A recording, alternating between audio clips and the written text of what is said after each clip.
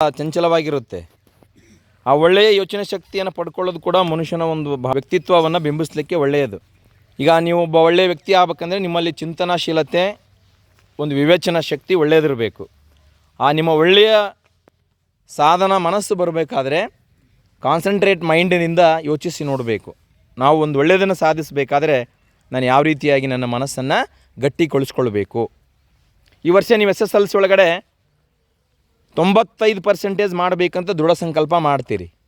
ಅದಕ್ಕೆ ಬೇಕಾದಂಥ ಸಿದ್ಧತೆಯನ್ನು ಪರೀಕ್ಷಾ ದೃಷ್ಟಿಯಿಂದ ಏನು ನಾವು ಮಾಡಬೇಕು, ಓದು ಬರಹದಲ್ಲಿ ಬೆಳಗಿನ ಜಾವ ಬೇಗ ಎದ್ದು ವಿದ್ಯಾಭ್ಯಾಸ ಮಾಡ್ತಕ್ಕಂಥದ್ದು, ಎಲ್ಲ ನೋಟ್ಗಳನ್ನು ಮಾಡಿಟ್ಕೊಳ್ತಕ್ಕಂಥದ್ದು, ಹೀಗೆ ಪ್ರತಿಯೊಂದರಲ್ಲಿ ಕೂಡ ನಾವು ಏನೇ ಮಾಡಿದರೂ ಕೂಡ ನಮ್ಮ ಪ್ಲಾನಿಂಗ್ ಅನ್ನೋದು ಒಂದಿರುತ್ತೆ. ಆ ಯೋಜನೆಯನ್ನು ಹಾಕ್ಕೊಳ್ಳೋದ್ರ ಮೂಲಕ ನಾವು ಸಕ್ಸಸ್ಸನ್ನು ಕಾಣಲಿಕ್ಕೆ ಸಾಧ್ಯತೆ ಇದೆ. ಅದಕ್ಕೆಲ್ಲದಕ್ಕೂ ಮನಸ್ಥಿತಿನೇ ಕಾರಣ. ಮನಸ್ಸೊಂದಿದ್ದರೆ ಬೇಕಾದ ಸಾಧಿಸ್ಬೋದು, ಮನಸ್ಸಿದ್ದಲ್ಲಿ ಮಾರ್ಗ.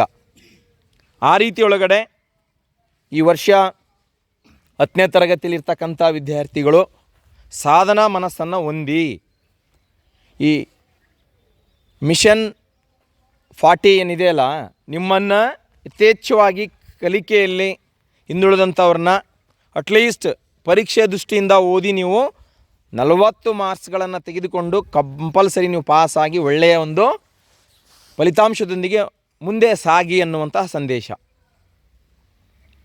ಅದನ್ನೆಲ್ಲದನ್ನು ಕೂಡ ನಾವು ಪ್ರಯತ್ನಶೀಲತೆಯಲ್ಲಿ ಮುಂದುವರಿಸಬೇಕು. ಹೀಗೆ ನಮ್ಮ ಮನಸ್ಥಿತಿ ಇದ್ದಂಗೆ ನಮ್ಮ ಜೀವನದ ಪರಿಸ್ಥಿತಿ, ನಮ್ಮ ಒಳ್ಳೆಯ ಆಚಾರ ವಿಚಾರಗಳೊಂದಿಗೆ ನಮ್ಮ ಜೀವನದ ಸಂಸ್ಕೃತಿ, ನಮ್ಮ ಮೌಲ್ಯಗಳ ಅನುಕರಣೆಯಿಂದ ನಾವುಗಳು ಒಳ್ಳೆಯ ರೀತಿಯಲ್ಲಿ ಬದಲಾಗ್ತಕ್ಕಂಥದ್ದು, ವರ್ತನೆಯಲ್ಲಿ ಪರಿವರ್ತನೆ ಹೊಂದುವಂಥದ್ದು, ಪ್ರತಿಯೊಂದರಲ್ಲಿ ಕೂಡ ನಿಮ್ಮನ್ನು ನೀವು ತೊಡಗಿಸಿಕೊಳ್ಳಿ, ಒಳ್ಳೆಯದನ್ನು ಕಲಿತಾ ಬದಲಾಗಿ.